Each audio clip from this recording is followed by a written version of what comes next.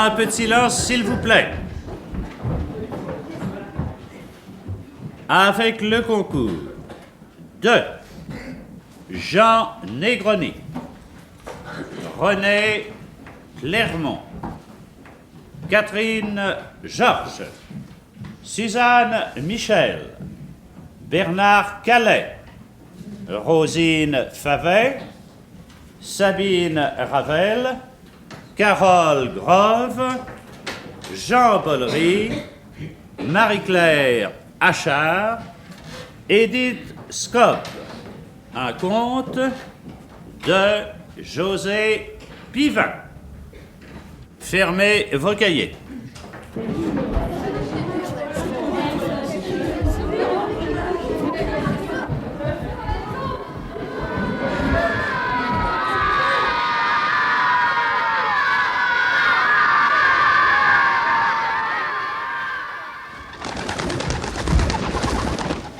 Les Bohémiens des algues.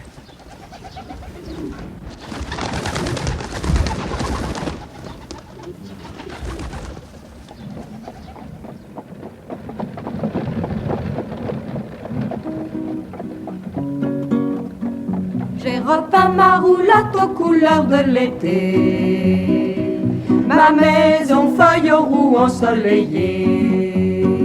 J'écoute la crinière de mon cheval bruissant, clapotis de sabots au parage des routes. Parmi les herbes grêles,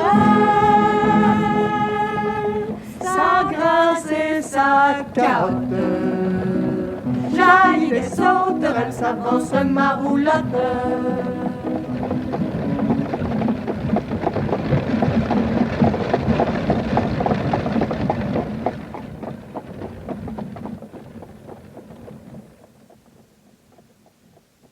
Une famille de bohémiens qui voyageait entre Francis Garnier et Ténès sur la côte algérienne rencontre un groupe d'orphelins qui habitent une île creuse, ancienne écurie à éléphants de l'époque carthaginoise. Cette île, appelée la Maison des Algues, est utilisée de temps en temps par un peuple étrange, capable de vivre sous l'eau comme de véritables poissons. Ce sont les descendants de Phéniciens qui ont réussi à construire une ville de verre sous la mer, Kar-Hatchat, c'est-à-dire la ville nouvelle. Les sirènes de Kar-Hatchat et les bohémiens des algues, devenus des amis, avancent sous les eaux de la Méditerranée, les uns dans un tunnel de verre construit par les hommes poissons, les autres nageant avec les maillots et les branchies artificielles amenées par les sirènes. Les voici dans une caverne sous-marine, alimentée en air frais par un conduit rocheux qui aboutit à un îlot. Harassés par cette première journée de voyage, ils dorment. Certains n'ont même pas eu la force d'enlever leur maillot de sirène avant de s'allonger, et ils sont là, couchés sur des algues sèches. Une seule bougie veille sur les écailles jaunes, vertes ou pourpres dans la grotte poussiéreuse. Un hublot les protège de la mer profonde. Il doit y avoir du vent des vagues là-haut, car du gravier se frotte doucement contre le verre et cela fait un ronronnement qui accompagne le souffle des dormeurs. Puis la flamme de la bougie s'est mise à grandir. Elle s'épanouit. Pendant quelques instants, les murs rocailleux de la grotte ont été éclairés jusque dans les moindres recoins. Mais cela n'a pas duré. Les éclats de lumière sont retombés, fanés, dans la nuit. Alors, la mèche noire de la bougie s'est roulée en crosse et la bougie s'est éteinte. Il y a maintenant une obscurité absolue.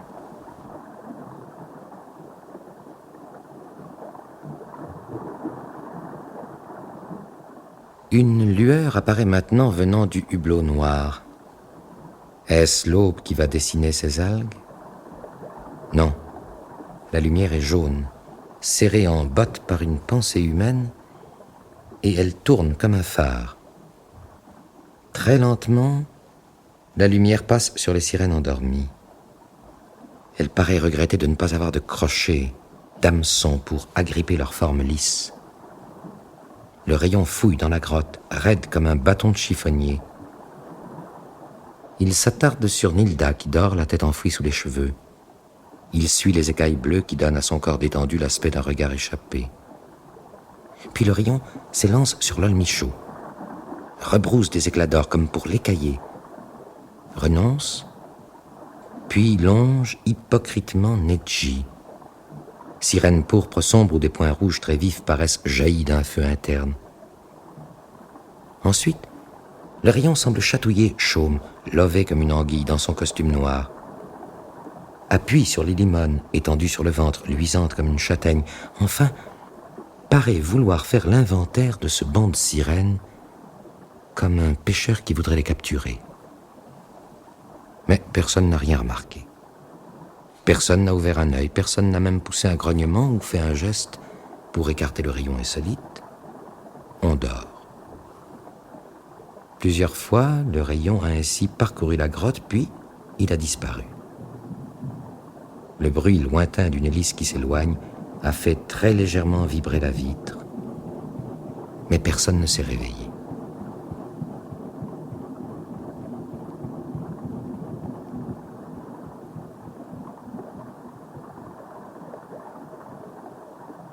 Quelle heure est-il? C'est Lilimone qui se réveille enfin. Comme j'ai dormi. Et voici Nilda qui ouvre les yeux à son tour. J'ai attrapé le torticolis. Attends, donne. Je vais remettre ton cou en place. Et Nedji et l'enroué se trouvent debout. J'ai rêvé qu'il avait plu toute la nuit. Voici tous les bohémiens des algues réveillés tandis que le jour prend lentement possession du grand écran de la mer. Chacun est prêt à reprendre joyeusement le voyage vers Karachat. Alors vite repartons, il va bientôt faire tout à fait jour. Attends un instant, Chaume. Laisse-moi manger tranquillement. Ou bien partez sans moi, je vous rattraperai. Nous rattraper? Avec ta façon de nager par petits bonds comme une seule? On dirait une main qui n'arrête pas de dire au revoir en arrière. Je m'arrête pour voir ce qui m'intéresse. Je n'ai pas envie de filer comme toi, raide comme un brochet maigre qui voudrait battre des records de vitesse. Vieille semelle du fond des mers! Vieille broche à courant d'air. Oh, allons, mes enfants. Vous fatiguez pas en dispute dès le matin. Gardez vos forces pour le voyage. Tanit m'a dit qu'elle voudrait bien que nous puissions faire 2 étapes d'un coup, aujourd'hui et les jours suivants, pour arriver le plus vite possible à Karachat. Ah oui, à Mais pourquoi est-elle pressée d'arriver? Moi je trouve ce voyage très agréable. Elle dit que nous serons plus en sécurité dans la ville de Ver qu'ici. Mais elle a dû rêver au sous-marin. Il doit être là-bas en train de nous chercher dans les rochers. Il va se faire piquer par les oursins. Oh, papa Caroline, ne nous retarde pas avec tes plaisanteries. Et toi, tu n'auras qu'à t'installer sur le siège de la roulotte et dire 8 kilomètres, hein? Et nous, il faut que nous remontions sur le sommet de l'îlot par une des cheminées. Ah, vous, oui, mais ma femme... Moi, je pars avec les sirènes. Ah, je ne veux plus laisser l'olmichaud seul. Ah, tu vas nager toute une matinée? Pourquoi pas? Parce que je t'ai toujours entendu te plaindre des jambes. Tu peux pas rester 10 minutes debout sans plier les genoux. Mais je serai pas debout dans l'eau. Mais on se couche pour nager, papa Caroline. Mais oui, mais il faut quand même remuer. On se fatigue. Vous savez, maman bohémienne, à la fin de la soirée, hier, j'étais comme un moteur qui n'a presque plus d'essence. Ah oui, je me demandais combien de brasses j'allais encore pouvoir faire avec le peu de force qui me restait. Oh oui, nous aussi, on était très fatigués. C'est pas prudent. Non, ça va nous tarder. Bon, je prendrai la roulotte. Et le tunnel de verre aussi, puisque vous craignez d'avoir à me porter. Oh, nous avons un brancard pneumatique. Que vous pouvez gonfler comme l'auberge? Oui, mais il vaut mieux ne pas avoir à s'en servir. Le voyage doit s'effectuer le plus rapidement possible. Non, vraiment. Personne, vraiment, personne n'avait remarqué le projecteur nocturne. Personne n'avait entendu le bruit de l'hélice. Et si Tanit avait parlé de se hâter, c'était par simple mesure de prudence. Aussi était-ce sans véritable conviction que la brave bohémienne s'adressait aux voyageurs sous-marins. Allons, dépêchez-vous de toute façon. Et que ceux qui veulent venir avec nous dans la roulotte ne se gênent pas. Il n'y a pas de honte à être fatigué. Qu'est-ce que tu en penses, le Michaud? Je veux aller nager avec les autres. Bon, on va nager avec les autres. Mais ne nous donne pas d'émotion comme tu l'as fait hier dans la région des Tours, hein? Le paysage va changer. Nous sommes sous un col. L'îlot est un des sommets qui le limite. Et cette vitre donne sur l'autre versant des montagnes. D'ici, on domine toute la mer que nous allons traverser. Et dans quelques instants, le soleil va se lever, vous allez voir. Tenez, on commence à distinguer quelque chose. Encore un moment. Encore un. Et voilà. La grande verrière de la grotte venait de s'éclairer devant un paysage extraordinaire. À perte de vue, c'était de l'eau. Rien que de l'eau, où des poissons argentés cherchaient leur bonheur à tous les étages de bleu. Les uns, les gros, flottaient isolément dans les limites poudrées des bleus des profondeurs. D'autres se croisaient, virés dans les bleus calmes des eaux à hauteur de la grotte. Les plus jeunes cherchaient leur joie dans les bleus qu'agitent les vagues de surface et frétillaient juste sous l'immense couvercle clapotant de la mer. Les bohémiens des algues admiraient cet azur aquatique qui permettait aux poissons de connaître, eux aussi, le bonheur de l'infini. Il y a vraiment tout ce qu'il faut dans la mer, même le ciel. Oui, Cham, il y a tout ce qu'il faut. Mais moi, je me demande comment vous allez faire avec la roulotte pour traverser ce ciel. Ça, c'est vrai, je ne vois pas le tunnel. Il doit y avoir une profondeur énorme à cet endroit. Regardez, la paroi plonge à pic et on n'en voit pas l'extrémité. Il y a plus de 5000 mètres de fond. 5000 mètres. Ben, je sens que je vais mettre mon maillot, moi aussi. Kilomètre et la roulotte descendront tout seuls. Les poissons doivent être méchants dans ces fonds. Oh, pas plus que les autres. Moins peut-être. Il ne s'agit d'ailleurs pas de descendre si bas. La pression serait trop forte pour notre tunnel en verre. Regardez le chemin que vous allez prendre. Regardez, non? Oui, voilà le tunnel. Le soleil ne l'avait pas encore éclairé. Une mince bande argentée venait d'apparaître dans tout ce bleu marin. Le tunnel en verre posé dans un filet si long qu'on n'en voyait pas l'autre extrémité. De chaque côté du tunnel, c'était l'abîme, le vertige d'eau aussi inaccessible que la nuit des étoiles. Il tient bien là-dessus, le tunnel? J'aurais l'impression d'un chat qui se promène sur un mur. Ouais, moi, d'un cycliste qui se balance sur une corde raide. Il ne faut pas exagérer. Ce n'est pas une corde, mais un filet solide qui vous soutiendra. Oui. Ben, vous allez me bander les yeux pour faire cette traversée. Sans ça, je sens que je vais tomber. Moi. Vous ne craignez rien, papa Carolin. Le verre vous retiendra. Oui, mais je risque d'attraper des bosses. Maintenant, assez parlé. Nous n'avons pas de temps à perdre pour arriver à la halte de ce soir. Dépêchons-nous de replonger dans la mer.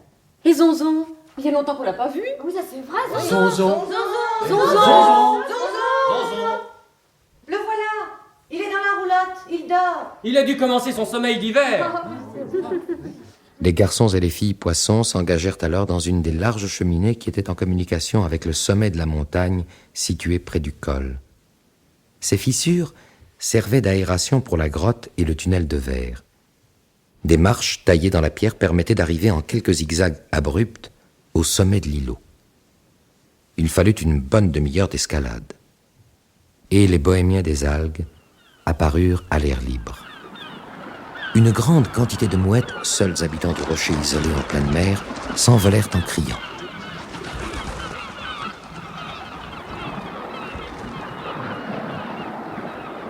Une seule resta.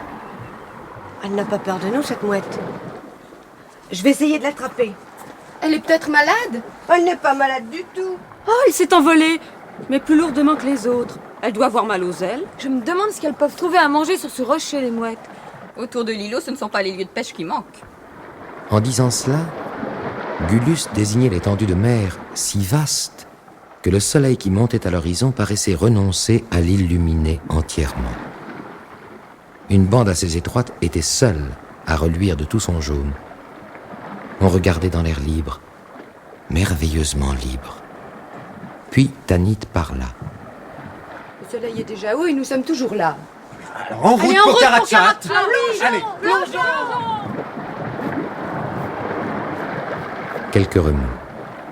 La surface de la Méditerranée frissonna à peine, comme la peau du lait qui refroidit, puis un calme tiède lissa les rides de l'eau. La mouette au vol lourd revint la première sur l'îlot, battit plusieurs fois des ailes, puis rentra le cou dans les plumes de sa poitrine et parut attendre. Les autres mouettes tourbillonnaient encore très loin, sans oser s'approcher de leur demeure rocheuse. Alors, de l'ouest, qu'estompait une brume de chaleur, jaillit un bateau à voile. Il se dirigeait vers l'îlot, poussé par une brise qui ne soufflait que par intermittence. Arrivé près du rocher, Un homme qui était allongé sur le pont se leva. Il était habillé en pêcheur, pieds nus, et portait une barbe grisonnante. Il jeta l'ancre, puis sauta sur l'îlot. La mouette le regardait s'approcher sans la moindre inquiétude. Quand le pêcheur fut tout près d'elle, il tendit la main et la mouette sauta dans sa paume. C'était une mouette apprivoisée qui avait dû s'échapper de la barque du pêcheur. Celui-ci allait regagner son embarcation avec l'oiseau lorsqu'il s'arrêta près d'une fissure. Sans doute le trou ne l'aurait-il pas plus intrigué qu'un autre, mais il y avait là, accroché à une aspérité du roc, un morceau de maillot d'écaille étincelant. C'était par là qu'étaient sortis les bohémiens des algues. L'homme reposa la mouette sur le rocher et gratta une allumette. À la lumière de la flamme, il dut se rendre compte que la descente du Pertuis était praticable, car il s'y engagea. Peu de temps après, il se trouvait dans la caverne sous-marine. Il secoua la porte de fer, mais sans parvenir à l'ouvrir. Carolin l'avait fermée à double tour avant de repartir. Alors il remonta sur l'îlot, reprit sa mouette et s'éloigna dans sa barque aussi vite que le lui permettait le vent, car il n'avait pas de moteur. L'îlot resta quelques instants vide, puis les mouettes revinrent en criant. Et le rocher reprit son rôle de perchoir aux oiseaux à la surface de la mer entourée de jour. Dessous, dans l'eau à perte de vue moulée par les abîmes du fond, suspendu au filet qui se balançait légèrement, le tunnel de verre s'éloignait avec la roulotte et son cheval, au grand étonnement des poissons. Papa Carolin était de bonne humeur, les grandes étendues le rendaient toujours joyeux. Le pont suspendu dans l'eau s'allongea ainsi pendant près d'une heure. Le tunnel remonte. Nous approchons de l'endroit où aboutit le pont de corde.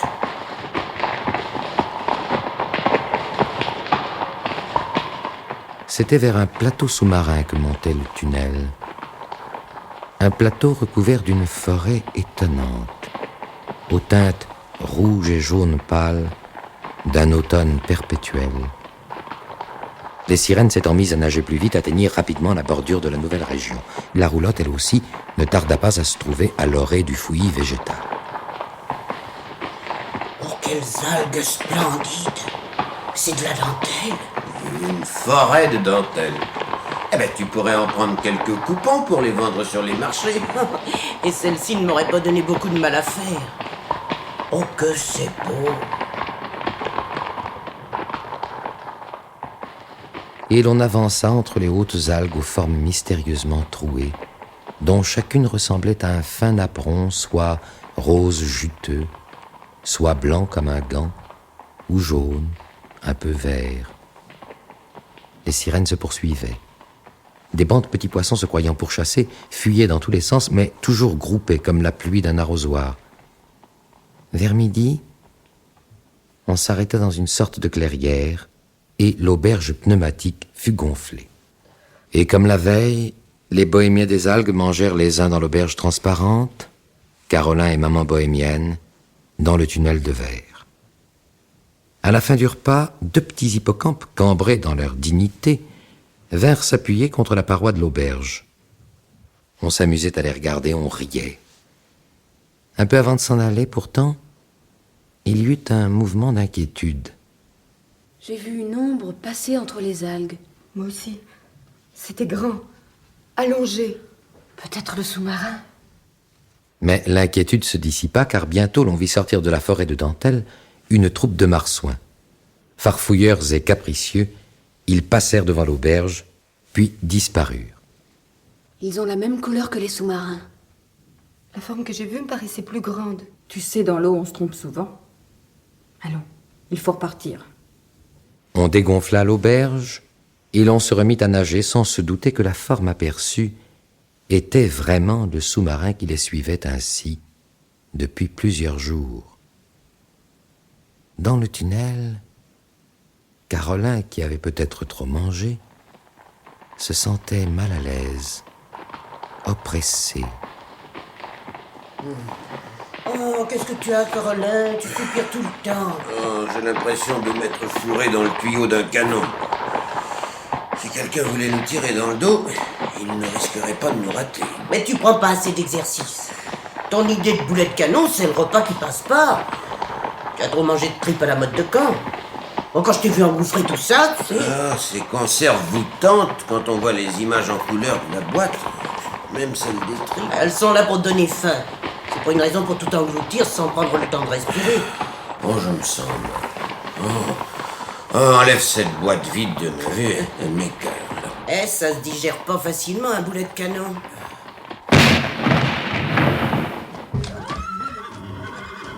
Qui a fait ce bruit? Un coup de canon. C'est impossible. Voilà le souffle qui arrive dans le tunnel. Une mouette.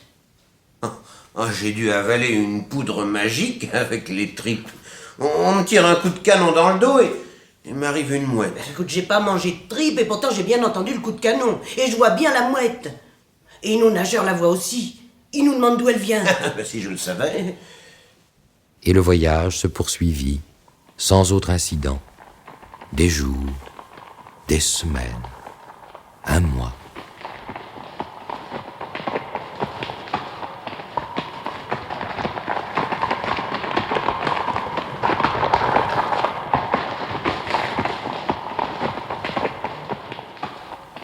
Et un après-midi, le vieux cheval s'arrêta. Oh bon, il manquait plus que ça, là. Kilomètre s'arrête ici et peut pas repartir. Ne t'énerve pas. Il s'est arrêté parce qu'il ne sait plus où aller. Oh, comment il ne sait plus où aller? Mais il y a qu'à suivre le tunnel. Il n'y a plus un tunnel, il y a 8 tunnels. En effet, après la montée, la ligne des crêtes s'épanouissait en éventail, où le tunnel se divisait en 8 branches, partant chacune dans une direction différente. Qu'allons-nous faire? Oh, voilà Tanit qui se rapproche de nous. Ah, il frappe à la vitre. Hein? Celui-là? Non, non, celui-là alors. Celui qui est à gauche. Bon, on va le prendre. Ah, les freins. Il faudra mettre les freins, Carolin. On va sans doute descendre.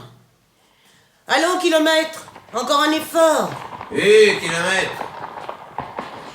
J'ai l'impression qu'on arrive. Le paysage a changé de nouveau et voilà des arcs de triomphe qui nous attendent. Comme le disait Carolin, le paysage avait encore changé. On se trouvait maintenant sur un plateau étroit où se dressaient des portiques aux formes irrégulières. Les unes derrière les autres, les sirènes bleues, roses, vertes, noires, brunes, pourpres, rouges, dorées, se lançaient sous les arcades naturelles et paraissaient vouloir crever ce bleu qui les entourait depuis si longtemps pour en connaître le secret. Une fois l'arc passé, il constatait qu'il n'avait rien crevé ni rien traversé, mais, loin d'être déçu, il recommençait. C'était un jeu. Après avoir fait ces constatations, comme nous-mêmes, Carolin eut une impression nouvelle. Nous avions la lumière dans le dos, maintenant nous l'avons dans l'œil. Nous avons effectué un demi-cercle. T'as vu, la lumière n'est plus sur la même joue. Nous tournons en rond. Ah oui, je m'en doute et je m'en moque. Notre destin n'a jamais été aussi transparent et j'en profite pour regarder par la portière. Tiens, as-tu déjà vu du corail? Oh oui, un petit morceau. En voici en arbre. Du corail, ça, c'est branches rouges. Mes enfants, il faut en ramasser beaucoup, beaucoup. Nous en vendrons en collier, en bracelet, en boucle d'oreille, avec mes petits paniers. Ils en ramassent tant là, qu'ils doivent en jeter. Au lieu d'admirer, simplement. Je sais pourquoi tu préfères admirer, fainéant.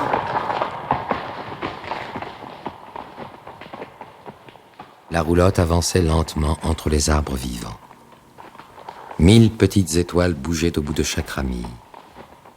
La roulotte avançait dans son tunnel de verre, et soudain, entre 2 arbres rouges, au milieu d'un cercle de montagnes, sur une place de sable blond, apparut, dans un jaillissement de reflets argentés, Caratchat. Je n'aurais rien remarqué si les sirènes ne m'avaient pas signalé la ville. Quoique maintenant, les toits luisent comme s'il venait de pleuvoir. Oh, de la pluie au fond de la mer. Non, j'ai dit comme de la pluie. Eh bien, au lieu de dire comme, tu aurais mieux fait d'ouvrir les yeux. Si tu as failli ne pas le voir, ton Caratchat, c'est qu'il n'y a personne dedans. En effet, la ville de Vert était vide. On pouvait facilement s'en rendre compte, puisque les maisons, l'hôtel de ville, la place, les ruelles, tout était transparent. C'est vrai, s'il y avait un tétard dans ces œufs de grenouille, on le verrait, mais rien, pas un chat, pas une femme. Et pas un homme non plus. On nous a conduits dans un guet-apens. Oh non, ne recommence pas à vouloir me faire croire que les sirènes de Karatchat sont d'affreuses sorcières, hein. Non, je sais que lorsque tu t'es mis une idée dans la tête, c'est comme lorsque tu apportes la soupe, il faut que tout le monde en mange. Eh ben moi, je ne mords pas à ton idée. Non, moi, je suis persuadé. Oui, tu as raison, Carolin. Tu te rappelles ce qu'on me disait quand tu étais petit? Ah, je me rappelle pas du tout. Tu sais quand on me disait ouvre la bouche et ferme les yeux? Ah oui, ça bien sûr, je me le rappelle. Eh ben maintenant que tu es grand, fais le contraire. Que je ferme la bouche et que j'ouvre les yeux? Mais ils sont ouverts. C'est comme s'ils étaient fermés. Quand tu parles, tu ne vois plus rien. Mais regarde! Une foule d'hommes et de femmes poissons venait brusquement de paraître, montant du fond. C'était un grand bouquet dont chaque fleur se serait élancée vers les bohémiens des algues. Ceux du tunnel et ceux qui s'étaient assis sur le rebord de la falaise à pic qui dominait le fond de sable, une centaine de mètres sous l'eau. John Michaud nous fait signe de regarder par là. Et lorsque Carolin eut suivi des yeux l'endroit indiqué par sa fille, c'est-à-dire du côté de la ville de Vert, il s'étonna de nouveau. Karatchat. Là-bas, sur le sable du fond de l'eau, la ville de Vert perdait peu à peu sa transparence, s'assombrissait. Les murs prenaient lentement une teinte grise. Les toits devenaient couleur d'ardoise. Les portails bruns, l'un d'eux même était rouge. Il y avait de l'ombre dans la rue. Elle a eu peur, la ville de Karatchat. Elle reprend des couleurs. Et on distingue chaque barreau des balcons, hein. Alors qu'avant... On voit les murs, mais on voit plus l'intérieur des maisons. Kilomètre a senti l'écurie. Regarde-le dilater ses naseaux larges comme 2 cornets de bonbons qu'il voudrait offrir aux habitants de Karatchat pour se faire bien voir. Allons, kilomètre.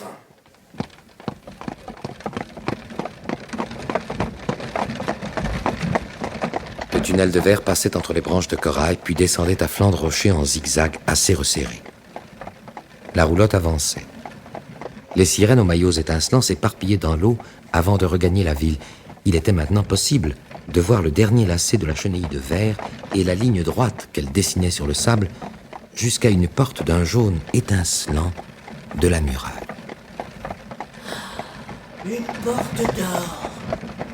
Elle va s'ouvrir et nous allons entrer comme un roi et une reine dans leur carrosse. Qu'elle était transparente il n'y a pas 20 minutes. C'est une apparence d'or. Kilomètre. Encore un effort. Et tu ne risqueras plus de laisser ton arrière-train dans un virage. Après, c'est tout droit. On arrive. Voici les murailles. Oh, c'est une grande ville. Et voici la porte.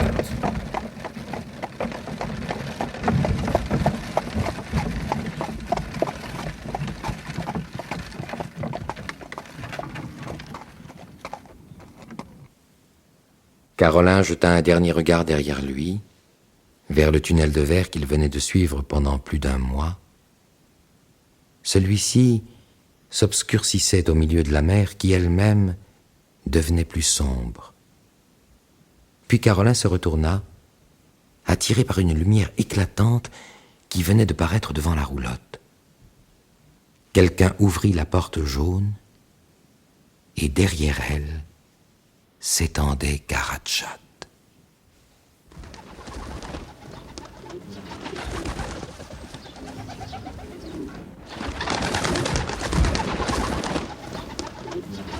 Vous venez d'entendre Fermez vos cahiers, un conte de José Pivin, avec le concours de Jean Negroni, René Clermont, Catherine Georges, Suzanne Michel, Bernard Calais, Rosine Favet, Sabine Ravel, Carole Grove, Jean Bollery, Marie-Claire Achard, Edith Scob. Chef opérateur du son, Robert Borel. Collaboration technique, Jean Berlet. Assistant, Daniel Long.